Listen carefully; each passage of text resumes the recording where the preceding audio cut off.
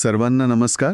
Sharing stories पॉडकास्टमध्ये आपलं स्वागत आहे. नमस्कार. या चॅनलमध्ये आपण पुस्तकांवर चर्चा करतो आणि आज आपल्यासोबत आहे इंदू वर्मा लिखित फॉरेस्ट ॲव्हेन्यू मर्डर. हो, आणि हे पुस्तक हातात घेतल्यावर वाटतं की ही एक सरळसोट मर्डर मिस्ट्री असेल. बरोबर. पण जसं जसं आपण आत जातो तसतसे त्याचे पदर उलगडत जातात. अगदी. आज आपण याच पुस्तकाच्या जगात एक सखोल आढावा घेणार आहोत. हे एक सस्पेन्स थ्रिलर आहे जे मुंबईच्या एका शांत उच्चभ्रू उपनगरीय परिसरात घडतं. पण शांत हा शब्द फक्त नावापुरता आहे असं वाटतं. हो, कथेची सुरुवातच इतकी धक्कादायक आहे की ती शांतता किती फसवी आहे हे पहिल्याच पानावर कळतं. एका तरुण स्त्रीची निर्घृण हत्या होते आणि जो माणूस तिला वाचवण्यासाठी धावून जातो त्याच्यावरच हत्येचा आरोप लावला जातो. एक्झॅक्टली. आणि मला वाटतं हाच कथेचा मूळ आधार आहे जो तिला इतर क्राईम थ्रिलर्सपेक्षा वेगळा ठरवतो. म्हणजे इथे फक्त खुनी कोण आहे हा प्रश्न नाहीये. खरा संघर्ष तर त्या सामान्य माणसाचा आहे जो एका क्षणात हिरोचा विलन बनतो. अच्छा. तो फक्त मदत करायला गेला होता आणि अचानक तोच कायद्याच्या कचाट्यात सापडतो. ही फक्त एका खुनाची गोष्ट नाहीये. तर त्या माणसाचा स्वतःला निर्दोष सिद्ध करण्यासाठीचा एकाकी लढा आहे. अगदी बरोबर. आणि हा लढा आपल्याला थेट कोर्टरूममध्ये घेऊन जातो. पण मला एक प्रश्न पडतो.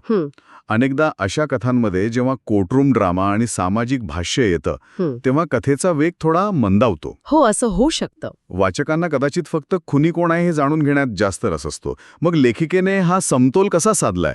म्हणजे रहस्याची उत्कंठा आणि व्यवस्थेवरचं भाष्य. खूप छान पॉइंट आहे. आणि याचं उत्तर लेखिकेच्या मांडणीत दडलेलं आहे. ओके. त्यांनी या दोन्ही गोष्टींना वेगळं ठेवलंच नाही. इथे कोर्टरूम ड्रामा हा कथेचा वेग कमी करत नाही, उलट तोच सस्पेन्स वाढवतो. अच्छा, ते कसं? कारण खटला पुढे सरकत असताना प्रत्येक साक्षीदाराच्या जबानीतून आपल्याला फॉरेस्ट ॲव्हेन्यूच्या रहिवाशांबद्दल आणि त्यांच्या रहस्यांबद्दल नवनवीन माहिती मिळत जाते. म्हणजे दोन्ही. Bring your book to life with AI. Plotsformovies.com helps you create movie-like trailers for your book, allowing filmmakers to visualize your story just the way you imagined it while writing. Enhance the storytelling experience to a whole new level with realistic characters, immersive voiceovers, and cinematic sound effects. No more boring stock images or generic clips. Captivate your audience, spark curiosity, make readers and filmmakers eager to explore more. Plotsformovies.com, where your story becomes cinema. ही गोष्टी एकत्रच पुढे जातात. हो, त्यामुळे खुनी कोण आहे आणि तो स्वतःला निर्दोष कसं सिद्ध करेल हे दोन्ही प्रश्न एकमेकात गुंतलेले आहेत. तपास आणि न्यायालयीन प्रक्रिया समांतर चालते, ज्यामुळे उत्कंठा दुप्पट होते. म्हणजे कोर्टरूम हे फक्त न्यायाचं ठिकाण न राहता ते एक प्रकारे कथेचं उलगडणारं व्यासपीठ बनतं. बरोबर. एका बाजूला पोलिसांचा तपास आणि दुसऱ्या बाजूला कोर्टात उलट तपासणीतून समोर येणारी सत्य. हे खरोखरच रंजक आहे. आणि यातून जो मुख्य संघर्ष उभा राहतो तो त्या सामान्य माणसाचा आहे. एका बाजूला संपूर्ण कायदा आणि सुव्यवस्था यंत्रणा आणि दुसऱ्या बाजूला तो एकटा. हो, अगदी. आणि लेखिकेने हा संघर्ष खूप प्रभावीपणे मांडला आहे.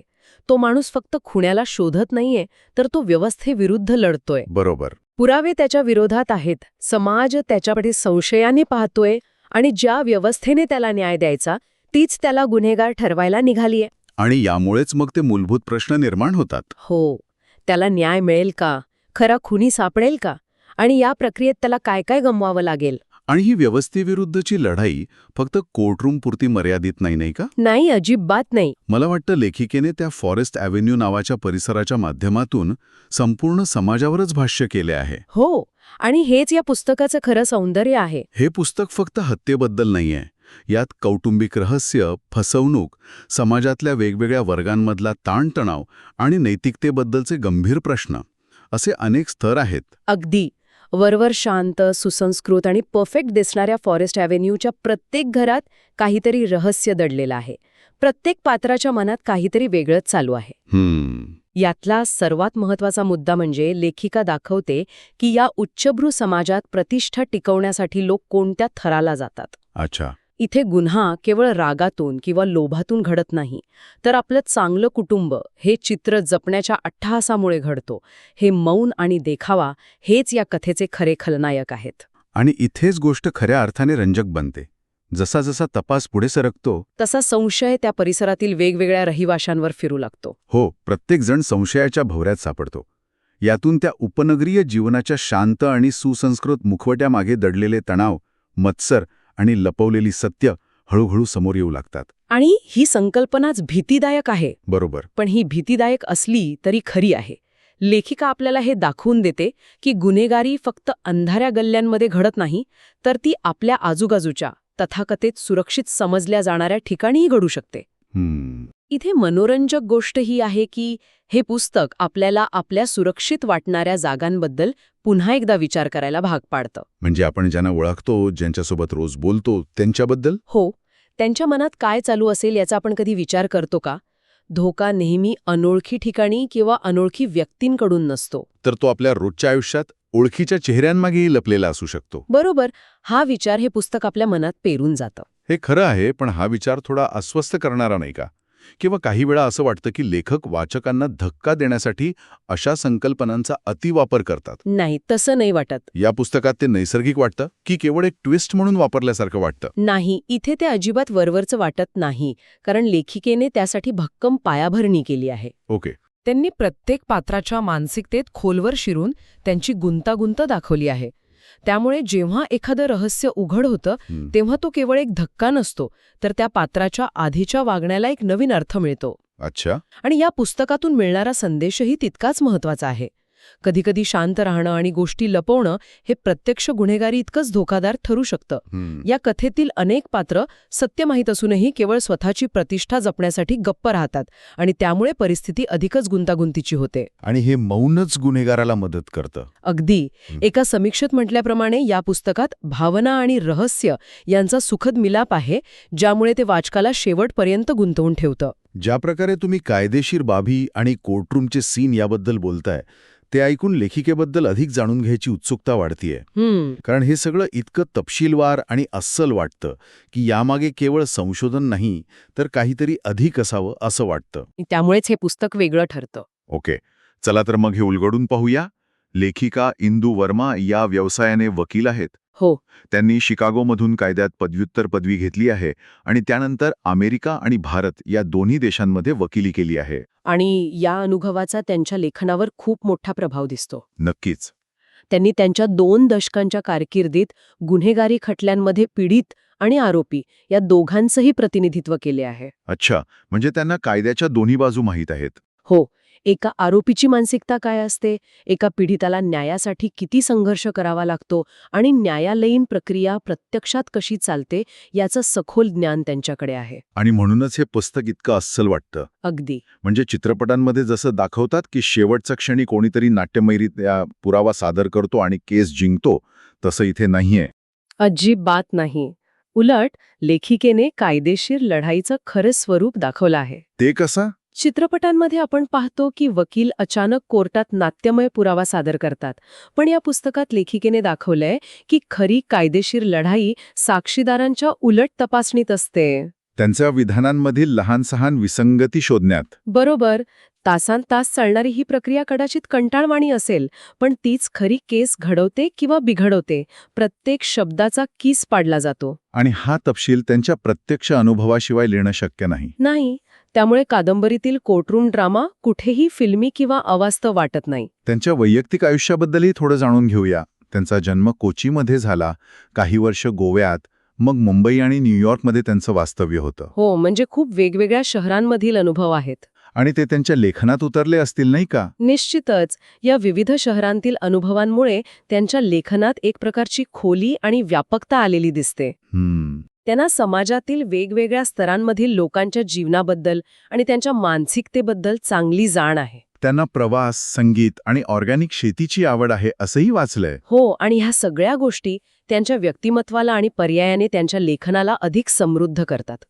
त्या फक्त एक वकील नाहीत, तर एक संवेदनशील व्यक्ती आणि उत्तम कथाकार आहेत. म्हणजे वकिलीसारखा तर्कशुद्ध व्यवसाय आणि लेखनासारखी सृजनशील कला, याचा एक सुंदर मिलाफ त्यांच्या कामात दिसतो. खरं आहे. आता जर आपण त्या कथेच्या शेवटाकडे वळलो, तर एका समीक्षेमध्ये एक मजेशीर वाक्य वापरलं आहे, पिक्चर अभी बाकी है मेरे दोस्त. हो, मी पण वाचलं ते. यातून असं सूचित होतं की कदाचित त्या पुस्तकाचा दुसरा भागही येऊ शकतो.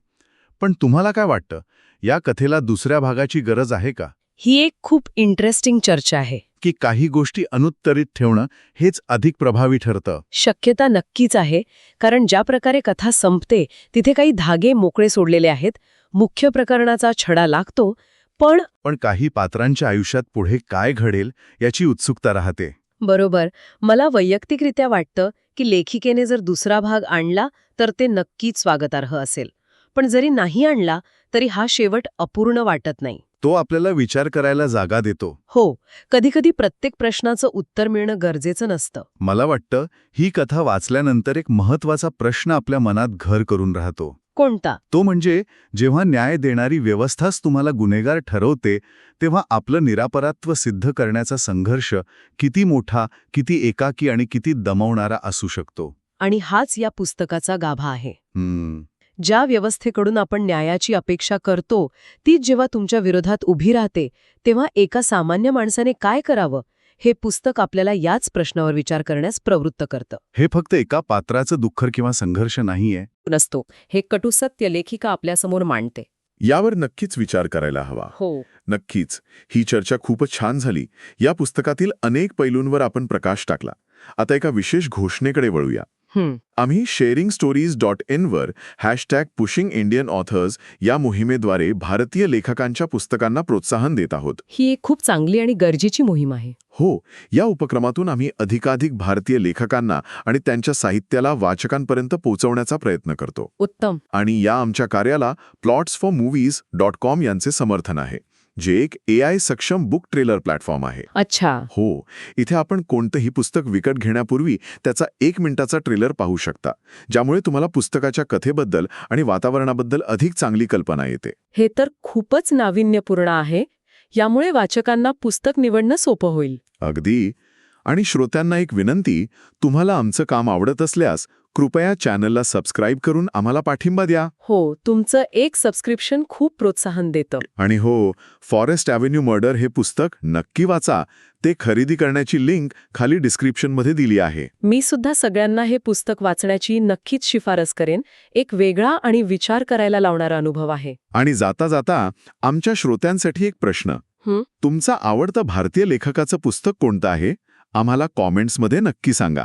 आम्हाला तुमच्या आवडींबद्दल जाणून घ्यायला आवडेल. हो, नक्की सांगा. चला तर मग पुढच्या भागात पुन्हा भेटूया एका नवीन पुस्तकासोबत. धन्यवाद. धन्यवाद.